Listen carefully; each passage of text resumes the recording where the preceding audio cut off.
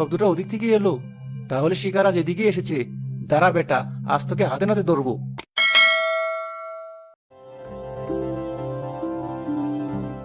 গভীর রাত পাহারা দিল।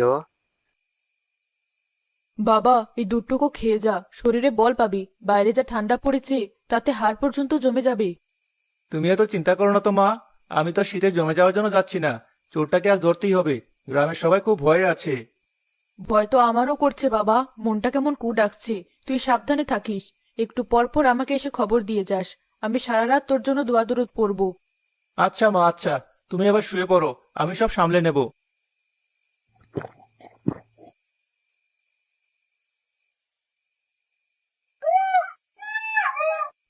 রাত তো অর্ধেক হয়ে গেল, চোরের তো কোনো নামগন্ধও নেই। বেটা কি আজ আর আসবে না, নাকি আমার আসার খবর পেয়ে পালিয়েছে? উফ, কি ঠান্ডা, হাত পা সব জমে যাচ্ছে। সে শিয়ালের চেঁচামেচি আওয়াজ শুনে সে আবারও উঠে দাঁড়ালো। কয়েকক্ষণ বসে কোনো সময় হাঁটে। সে দেখতে লাগলো কেউ আসে কিনা। না, আর পারা যাচ্ছে না, ঘুমটা লেগেই যাচ্ছে। চোর বেটাও কি আমার মতো ঘুমিয়ে পড়লো? ওই তো, শব্দটা ওদিক থেকে এলো। তাহলে শিকার আজ এদিকে এসেছে। দাঁড়া বেটা, আজ তোকে হাতে নাতে ধরবো। কামাল পা টিপ টিপ করে হেঁটতে লাগলো।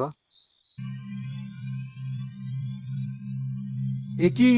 এই তো কোনো মানুষ নয়, একটা লম্বা ছায়ামূর্তির মতো। কিন্তু ওটা করছেটা কি?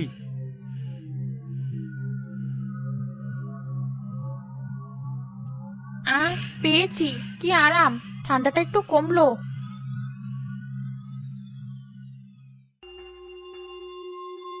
এই, কে তুই? যেখানে আছিস সেখানে দাঁড়া। কামাল ডাইনিটার কাছে গিয়ে মুখে ঠোস মারে। ডাইনিটার 4টি আঙ্গুল কাটা, একটি আঙ্গুল ভালো ছিল। আর ডাইনিটা চোখের দিকে হাত দিয়ে অনেকটাই শীতে কাঁপছে। ডাইনি কোনো কথা বলতে পারছে না। তারপরে যা হলো, ডাইনি বলল, শীত টপ টপ শীত। না, না, আমায় ধরো না। আমি আমি কোনো ক্ষতি করিনি, ছেড়ে দাও আমায়। ক্ষতি করিসনি মানে? এই যে হাতে কম্বল, 3 দিন ধরে গ্রামের মানুষের ঘুম হারাম করে দিয়েছিস তুই, তাই না? কেন করেছিস এসব? আমি চুরি করতে চাইনি, কিন্তু ঠান্ডা, এই শীতকালটা আমি একটুও সহ্য করতে পারি না। আমার মনে হয় আমার রক্ত চলাচল বন্ধ হয়ে যাচ্ছে। আমার খুব কষ্ট হয়। ডাইনি কিছু করতে পারলো না। ডাইনি আসলে অনেকটাই ভালো। হাবু তাকে ধরিয়ে কি বলল, কে তুই? দেখতে তো মানুষের মতো না, আবার জিনভূতের মতো ভয়ঙ্করও তো লাগছে না। সত্যি করে বল, তুই কে? আমি এই গ্রামের পাশের বটগাছে থাকি। মানুষরা আমায় শাকচুন্নি বলে ভয় পায়, কাছে আসে না। কিন্তু আমি কোনোদিন কারো ক্ষতি করিনি। শুধু এই শীতটা এলে আমার বড্ড কষ্ট হয়। একটা গরম কাপড়ের জন্য, একটু উষ্ণতার জন্য আমি। আরে, আমি তো ভেবেছিলাম না জানি কত ভয়ঙ্কর ডাকাত হবে। তুই তো শাকচুনি না, তুই তো দেখছি ঠান্ডায় কাবু হওয়া এক কম্বল পাগল চুন্নি। তুমি আমায় গালি দিলে না, ভয় পেয়ে পালিয়ে গেলে না। ভয় পাবো কেন? যে নিজেই শীতে মরে যাচ্ছে তাকে আবার কিসের ভয়? তোর কষ্টটা আমি বুঝতে পারছি। শোন, আপাতত এই কম্বলটা তুই রাখ, কিন্তু কথা দে, আর কোনোদিনও কারো ঘর থেকে এভাবে কিছু নিবি না। সত্যি বলছো? তোমরা আমাকে মারবে না, গ্রাম থেকে তাড়িয়ে দেবে না? আরে না, আমি কাল সকালে গ্রামের সবাইকে ব্যাপারটা বুঝিয়ে বলবো। আমার বিশ্বাস ওরা তোর কষ্টটা বুঝবে। তুই এখন যা।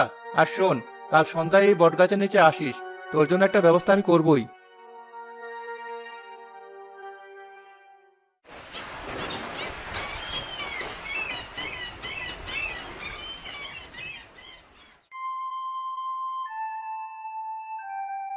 কে হলো হাবু? এত নাটক না করে তাড়াতাড়ি বল, ধরেছিস সেই চোরকে? কোথায় সে? বেঁধে রেখেছিস? মোরল সাহেব, চোরকে আমি ধরেছিলাম, কিন্তু তাকে বেঁধে রাখা সম্ভব ছিল না। কেন? কেন? সে কি খুব শক্তিশালী, নাকি জাদু টাদু জানে? আমি তো আগে বলেছিলাম এটা কোনো মানুষের কাজ নয়, নির্ঘাত জিন। কি ভয়ঙ্কর দেখতে ছিল, তাই না হাবু? শিং ছিল মাথায়। না নসিমন চাচি, তার মাথায় কোনো শিং ছিল না। সে আসলে একটা শাকচুন্নি। বলিস কে আবু? তুই ওটার সামনে একা দাঁড়িয়েছিলি? তোর তো বুকের পাটা আছে বলতে হবে।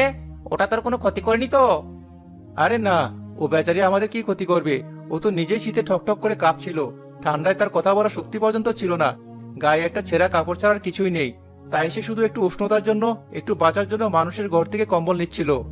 এ তো ভারী আশ্চর্যের কথা। ভূত পেট তো আবার শীতে কাঁপে নাকি? এ কেমন বিচার? কেন কাঁপবে না? সৃষ্টিকর্তার প্রতিটি জীবেরই অনুভূতি আছে। সে আত্মা হতে পারে, কিন্তু তার কষ্ট পাওয়ার অনুভূতিটা তো সত্যি। আহারে, বেচারি না জানি কত যুগ ধরে এই শীতে কষ্ট পাচ্ছে। হাবুর কথা যদি সত্যি হয় তাহলে ঘটনাটা খুবই জটিল। ওকে তো আর গ্রামে থাকতে দেওয়া যায় না, তাতে গ্রামের মানুষের ভয় কাটবে না। আবার ওর অবস্থাও তো মানবিক দিক দিয়ে ভাবার মতো। ওকে পুড়িয়ে দিন মোড়ল সাহেব, নয়তো ওকে গ্রাম থেকে চিরদিনের মতো তাড়িয়ে দিন। গ্রামে ভূত পেতনি থাকলে অমঙ্গল হবে, ছেলে মেয়েরা ভয়ে বাইরে বের হতে পারবে না। নসিমন, তুমি একজন মা হয়ে এই কথা বলছো? একবার ভাবো তো, যদি তোমার কোনো সন্তান এই শীতে একটা গরম কাপড়ের অভাবে কষ্ট পেত, তোমার কেমন লাগতো? সে তো কারো গায়ে আঁচড় পর্যন্ত দেয়নি, শুধু নিজের প্রাণটা বাঁচানোর চেষ্টা করেছে। আমরা মানুষ হয়ে যদি একটা অসহায় জীবের কষ্ট না বুঝি, তাহলে আমাদের মনুষ্যত্ব কোথায় থাকলো? জামিলা একদম খাঁটি কথা বলেছে। রাগ, ভয় বা ঘৃণা দিয়ে কোনো সমস্যার সমাধান হয় না। মায়া আর মমতা দিয়ে পৃথিবীকে সুন্দর করতে হয়। সে আমাদের কাছে আসেনি, আমরাও তার কাছে যাব না, কিন্তু দূর থেকে তার জন্য কি আমরা একটু সাহায্যের হাত বাড়িয়ে দিতে পারি না? মা আর হালিমা দাদি ঠিকই বলেছেন। আমার মাথায় একটা বুদ্ধি এসেছে। আমরা যদি সবাই মিলে আমাদের ঘর থেকে পুরনো অব্যবহৃত গরম কাপড়, কাঁথা বা চাদর দিই, তাহলে সেটা দিয়ে ওর জন্য একটা বড় আর মোটা কম্বল বানিয়ে দেওয়া যেতে পারে। হাবু ঠিকই বলেছে, আমার ঘরে একটা পুরনো চাদর আছে, আমি সেটা দিয়ে দেব। আমারও একটা পুরনো কাঁথা আছে, খুব একটা ভালো না, তবে কাজে লেগে যাবে হয়তো। তোমরা সবাই যা ভালো বোঝো, গ্রামের মঙ্গলের জন্যই যখন বলছো, তখন আমার আর কোনো আপত্তি নেই। হাবু, তোর মা আর হালিমা যা বলছে তাই কর। এই সমাধানের দায়িত্ব আমি তোকেই দিলাম। গ্রামে সব মিলে দায়িত্ব দিয়ে দিলেন কামালের হাতে।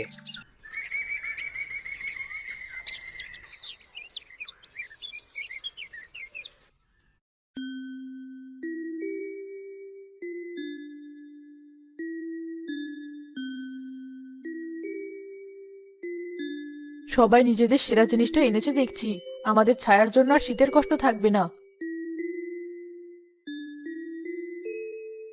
যে জিনিস মায়া দিয়ে তৈরি হয় তার রুমই আলাদা হয় জামিলা। এই কম্বলটা শুধু সুতো দিয়ে নয়, আমাদের সবার ভালোবাসা দিয়ে বোনা হবে। হালিমা আপা, এই রঙিন কাপড়টা মাঝখানে দিলে কেমন হয়? দেখতে সুন্দর লাগবে। বেচারি হয়তো জীবনে কোনোদিন রঙিন কিছু পায়নি। নসিমন চাচির দেখে এখন দরদ উতলে পড়ছে। 2 দিন আগেও তো আপনি ওকে পোড়ানোর কথা বলছিলেন। আরে ধুর, তখন তো ভয় পেয়ে বলেছিলাম। এখন ওর কষ্টটা বুঝতে পারছি। একা একা জঙ্গলে থাকে, শীতে কাঁপে। আহারে। গ্রামের সব মিলে একটি কম্বল বানিয়ে ফেলে। গল্প করতে করতে সবাই এদিক এদিক খুব করে কাজগুলো চালিয়ে যায়।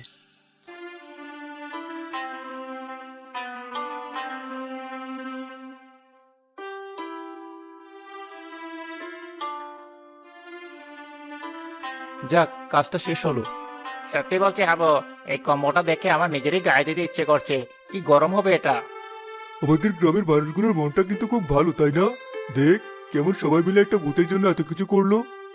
এই কম্বল পাগল চুন্নি, যদি আমার কথা শুনতে পাস তাহলে শুনে রাখ, এই কম্বলটা তোর জন্য। গ্রামের সবাই মিলে এটা বানিয়েছে। এটা তোর জন্য উপহার। এটা নিয়ে যা, আর কোনোদিনও কারো করে চুরির কথা ভাবিস না। তিনজন সেখান থেকে ফিরে আসে। পুরো গ্রাম এক এক জায়গায় রাত কাটায়।